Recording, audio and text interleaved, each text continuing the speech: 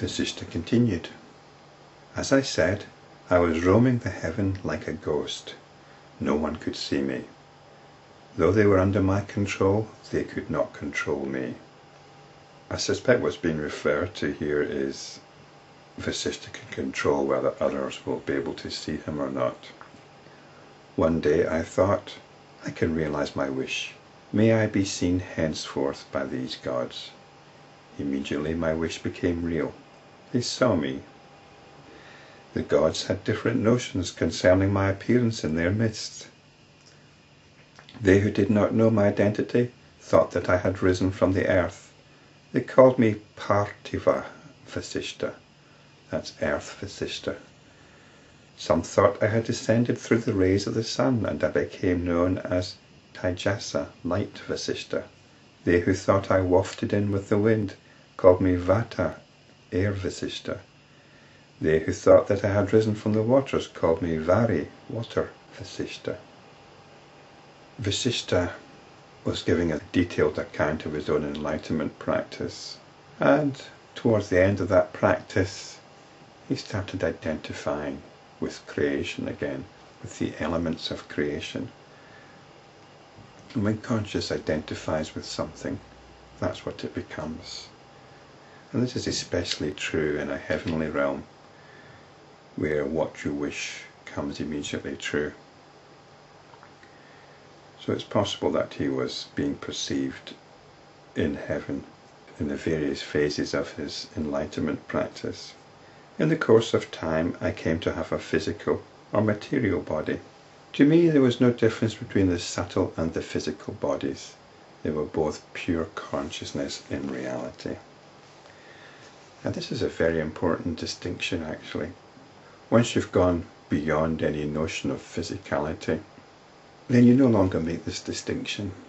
Physicality isn't something that you ignore, but after practicing for a while, after inquiring into the notion of physicality and practicing self-inquiry, the relationship with physicality, with the notion of physicality, falls away. And so any distinction we might believe in between the subtle body and the physical body also falls away. Any distinction between mind and body falls away. If you don't have any time for the notion of a subtle body, then you can think in terms of body and mind. That distinction falls away as well. They're both consciousness in reality. Even here I appear to function in and through this body because of this discourse. Vasishta has a reality. If I say this to you, then you might think, well, that means I can introduce you to him sometime. We can go to his hermitage or round to his flat and say hello. But again, that's getting caught up in the notion that physical reality is somehow more real than anything else. If you've immersed yourself in the Yoga Vasishta, if you're immersed in the teaching of the Yoga Vasishta, then Vasishta is very real indeed, very real. The notion of Vasishta has a lot of substance, and that's because of this discourse. A Jivanmukta, a sage liberated while living, is indeed Brahman, and he has an ethereal body. Even so, one who is a bodiless sage is also Brahman. So this refers to a couple of doctrinal distinctions. They've got the Jivanmukta and the videhamukta. There seems to have been some debate about whether you can be really liberated while still being in a body. I've covered this in the past, and the distinction isn't valid, and I think this is what's being pointed out here.